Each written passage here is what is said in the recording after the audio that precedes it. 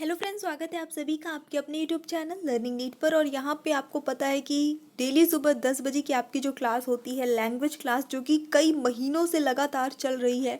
हमने अलग से सिर्फ इंग्लिश के सेट भी देखे, हमने अलग से संस्कृत हिंदी के सेट्स देखे हैं, साथ में हमने कंबाइंड सेट देखे हैं जो कि 80 से भी ज़्यादा हैं। यहाँ पे आज हिंदी की प्रैक्टिस कर रहे हैं। परसों हमने की थी इंग्लिश की, कल की थी संस्कृत की, और आज हम देख रहे हैं हिंदी। और 1 तारीख से, जैसा कि मैंने बताया है, UP TET super TET class जो आपकी है स्टार्ट हो रही है सुबह 10 बजे और शाम को 5 बजे। टाइमिंग वही रहेगी। हाँ, क्लासेस का तरीका, क्लासेस के सब्जेक्ट्स जो है वो, क्योंकि अब हमें सारे सब्जेक्ट कवर करने हैं तो 1 बाय 1 हम एक एक पहले एडिशनल कंप्लीट करेंगे, क्योंकि वो थोड़े से होते हैं। थोड़ा सा आप पढ़ लो, उसके बाद फिर लास्ट में रिवीजन कर लो एग्जाम पास आने पे, है ना, तो पर्याप्त हो जाता है। उसके बाद फिर हम मेन सब्जेक्ट्स पे चलेंगे। इस तरह से, इस स्ट्रैटेजी से आपकी क्लासेस चलेंगी। फिलहाल चलिए स्टार्ट करेंगे। 30 प्रश्न देखेंगे यहाँ पे हम हिंदी के। स्टार्ट करते हैं। जितने भी लोग जुड़ चुके हैं सभी रिप्लाई करने के लिए रेडी हो जाइए। तो आज का पहला प्रश्न है, सही वर्तनी वाला शब्द छांटिए। जाज्वल्यमान, जाज्वल्यमान, ठीक है। जज्वल्यमान, जाज्वल्यमान। शुद्ध शब्द क्या है यहाँ पे? तो यहाँ पे सही उत्तर होता है आपका ऑप्शन नंबर ए। जितने लोगों ने ए गेस किया है, जाज्वल्यमान, ये बिल्कुल ही शुद्ध शब्द हो जाता है। सही वर्तनी मतलब इसकी सही है, बाकी शब्द सारे एक ही लिखे थे। गीतांजलि के रचयिता कौन है? रविंद्रनाथ टैगोर, रामचंद्र शुक्ल, शरत चंद्र चटर्जी या फिर पृथ्वीसेन मित्र। बहुत ही प्रसिद्ध, बहुत ही प्रसिद्ध गीतांजलि। बिल्कुल बिल्कुल सभी सही का हो जाएगा आपका option number A. Rabindranath Tagore ji हैं, ये बहुत ही प्रसिद्ध कृति है इनकी। भारत दुर्दशा किसकी कृति है? गुप्त, पंत, भारतेंदु हरिश्चंद्र या सेनापति। उत्तर सही होता है आपका option number C, Bharatendu Harishchandra, और ये भी प्रसिद्ध है काफी। चांद का मुंह टेढ़ा है, ये किस लेखक की रचना है? यशपाल, नागार्जुन, मुक्तिबोध, अमृत राय। चांद का मुंह टेढ़ा है, उत्तर सही होता है आपका ऑप्शन नंबर सी, मुक्तिबोध की रचना है। कितने अक्षरों के समूह को गण कहा जाता है? 2, 3, 4 या 5।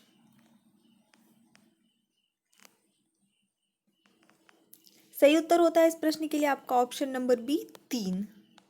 जो सब कुछ जानता है उसके लिए एक शब्द क्या होगा? सर्वज्ञ, मितभाषी, अभेद, नास्तिक। और सही उत्तर होगा इस प्रश्न के लिए आपका सर्वज्ञ, जो सब कुछ जानता हो। अधिवेशन शब्द में कौन सा उपसर्ग सन्निहित है? अधिवेशन में उपसर्ग क्या है, यही आपको बताना है। अद, अधि, अप, अन। उत्तर सही जाएगा इस प्रश्न के लिए आपका अधि। कमल का पर्यायवाची शब्द निम्न में से कौन नहीं है? जो नहीं होगा वही बताइएगा। पयोज, कुवलय, अब्द, अंबुज। प्रश्न बहुत ही सिंपल है, लेकिन देखिए जो ऑप्शन दिया है वो काफ़ी अच्छे दिया है यहाँ पे। चलिए देखेंगे उत्तर। जो सही होता है अब तो यहाँ पे हो जाता है पयोज, और कुवलय का अर्थ भी कमल ही होता है, ठीक है। अंबुज तो मान लीजिए पता ही होगा, बहुत कॉमन वर्ड है। यमुना का पर्यायवाची शब्द निम्न में से कौन नहीं है? अगेन नहीं है। कालिंदी, रवितनया, अर्कजा, भिलंगा। कालिंदी हम सब जानते हैं यमुना जी को कहते हैं, ठीक है, तो ये बहुत ही प्रसिद्ध है। अब बाकी जो आपके ऑप्शन बचे उनमें से देख लीजिए। सही उत्तर होता है इस प्रश्न के लिए आपका भिलंगा। बाकी रवि तनया अर्कजा, यहाँ इसको याद कर लीजिएगा, ये भी यमुना का पर्यायवाची शब्द है। अर्कजा, रवि तनया, याद करते चलिए छोटी छोटी चीजें। मनरे तन कागद का पुतला, लागो सॉरी लागे बूंद विनसी जाए छिन में, गर्भ करें क्यों इतना। यहाँ पे कौन से रस का प्रयोग हुआ है? भक्ति रस, संयोग, श्रृंगार, करुण रस या शांत रस।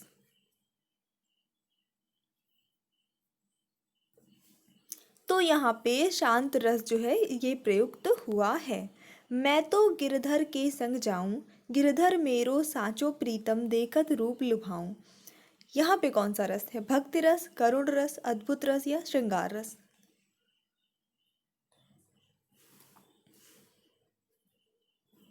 तो यहाँ पे श्रृंगार रस का जो है प्रयोग किया गया है। ऑप्शन नंबर डी बिल्कुल सही है, जितने लोगों ने गेस किया। Very good. धोखा न दो भैया मुझे, इस भांति आकर के यहाँ, मझधार में मुझको बहाकर तात जाते हो कहाँ। सीता गई तुम भी चले, मैं भी न जीऊँगा यहाँ, सुग्रीव बोले साथ में सब जाएंगे वानर वहां। कौन से रस का प्रयोग यहाँ पे हुआ है? वीर रस, करुण रस, भयानक रस, भक्ति रस। जैसा कि आप देख रहे हैं यहाँ पे, फटाफट से देख लीजिए, काफी आसान है गेस करना इसे।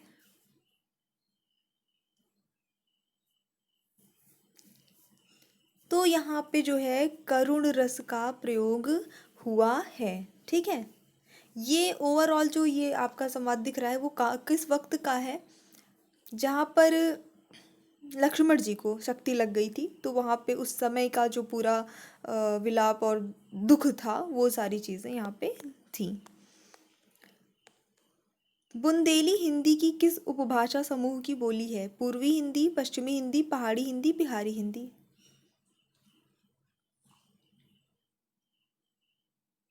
उत्तर सही होता है इस प्रश्न के लिए आपका ऑप्शन नंबर बी, पश्चिमी हिंदी।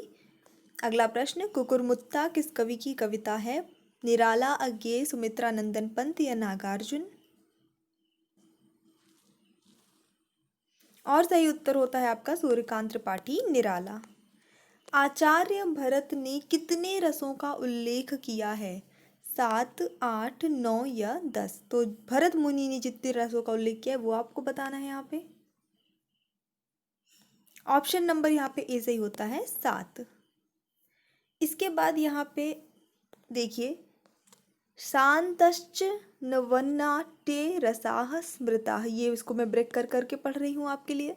अब आपको बताना है ये कहकर नौवें रस की शांत प्रतिस्थापना किसने की? दंडी ने, भानुदत्त ने, उद्भट ने या पंडित राज ने। जब आप संस्कृत सॉल्व करते हैं खासकर सीटेट वगैरह में, तो भी आपको ऐसे ही शब्दों को तोड़ तोड़ के पढ़ना है, तो उसका अर्थ आपको साथ साथ में समझ आता जाएगा। इस बार मैं फ़िलहाल सीटेट की प्रिपरेशन नहीं करा रही हूँ, कल इन्फॉर्म कर दिया था ऑलरेडी, काफ़ी सारे वीडियो हैं चैनल पे। चलिए देखेंगे, यहाँ पे सही उत्तर होता है आपका ऑप्शन नंबर सी हो जाएगा, उद्भट। अगला प्रश्न देख लेते हैं इसी के साथ। वाक्य रसात्मकम काव्यम, ये कथन किसका है? आनंदवर्धन, कुंतक, मम्मट या फिर विश्वनाथ। उत्तर सही होता है आपका ऑप्शन नंबर डी, विश्वनाथ। श्रृंगार को रसराज की संज्ञा किसने दी है? भोजराज, आनंदवर्धन, भवभूत या भरत मुनि।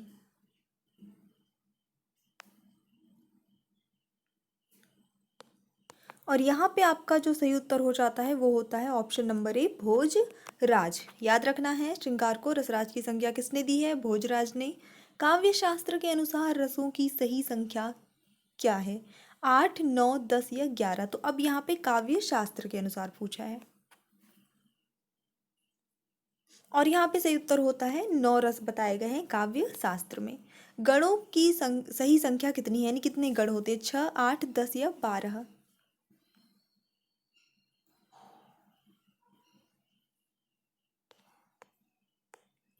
चलिए देख लेते हैं, यहाँ पे जो सही उत्तर होता है वो हो जाता है आपका ऑप्शन नंबर बी, 8 गढ़ होते हैं। गढ़ होते क्या है? ये एक्चुअली देखिए छंद के ही अंग होते हैं, और ये 8 जो गढ़ होते हैं वो आपके होते हैं यगड़, मगड़, तगड़, रगड़, जगड़, भगड़, नगड़, सगड़। ये आपके 8 गढ़ होते हैं। अभी संस्कृत में यही प्रश्न आएगा तो धातु गढ़ पूछेगा, उनकी संख्या अगर पूछता है तो 10 होते हैं। ठीक है, धातु गढ़ों की संख्या 10 होती है, संस्कृत में पूछेगा ये आप भी हिंदी पढ़ रहे हैं तो यहाँ पे गढ़ों की संख्या कितनी होती है? 8 होती है।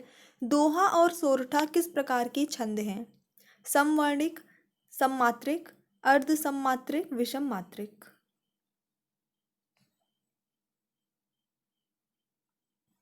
चलिए देख लेते हैं, यहाँ पे जो सही उत्तर हो जाता है वो हो जाता है कि आपका ऑप्शन नंबर यहाँ पे सही जाएगा सी, अर्ध सममात्रिक। ये जो है इस तरह के होते हैं, दोहा और सोरठा। दोहा और रोला के संयोग से बनने वाला छंद कौन सा है?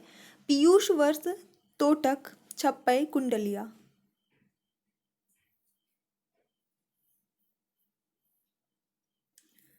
सही उत्तर होता है इस प्रश्न के लिए आपका ऑप्शन नंबर डी, कुंडलिया। दोहा और रोला के संयोग से बनने वाला छंद, याद रखना है इसको। अगला देख लेते हैं थोड़ा सा।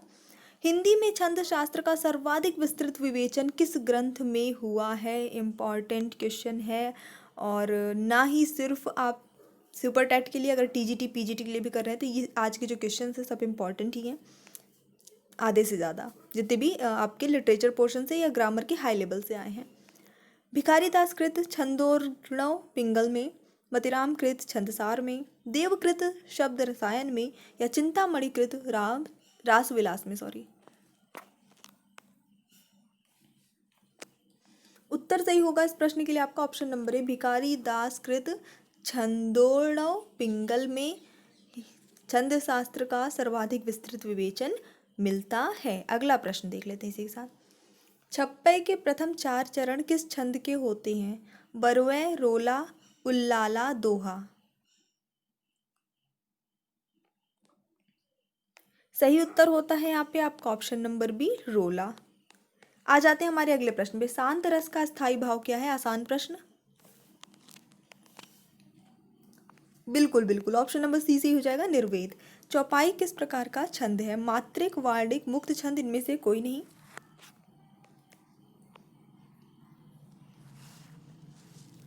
तो यहाँ पे देख लेते हैं, सही उत्तर होता है आपका ऑप्शन नंबर ए हो जाएगा, मात्रिक छंद है। मात्रिक छंद होता क्या है? देखिए, जिन छंदों में मात्राओं की संख्या निश्चित रहती है, फिक्स रहती है, वो आपके मात्रिक छंद कहलाते हैं। ठीक है, तो अब इसमें आपका राधिका है, रोला है, चौपाई है, हरगीतिका है, ठीक है, और आल्हा है, ये सारे जो हैं आपके, ये सब मात्रिक छंद हैं।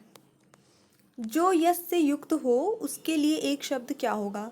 यशस्वी, यशोदा, यशुमती, यशी। सही उत्तर होगा यशस्वी, बिल्कुल। खाक में मिलना मुहावरे का सही अर्थ क्या है? खूब ढूंढना, बर्बाद होना, चापलूस होना, या मारा जाना। सही उत्तर होगा इस प्रश्न के लिए आपका ऑप्शन नंबर बी, बर्बाद होना, मतलब खाक में मिलना। आ जाते हैं हमारे अगले प्रश्न पे। एक बार वीडियो को सभी लोग प्लीज़ लाइक कर दीजिए। एक अच्छा लगता है, आप लोग लाइक करते हैं, काफ़ी पॉजिटिविटी आती है उससे। पीठ ठोकना मुहावरे का सही अर्थ क्या है? बढ़ावा देना, कष्ट देना, रहस्य बताना, या साहस दिखाना।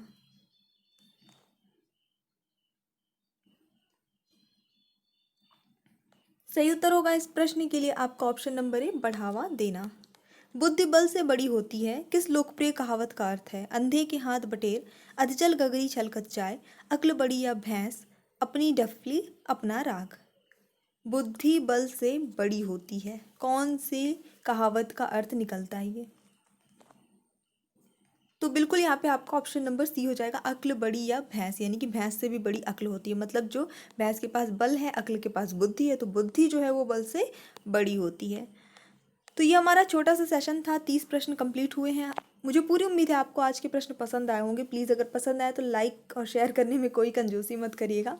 एंड यस, तो फिर आज के सेशन में इतना ही। Thanks for watching, keep studying and bye bye.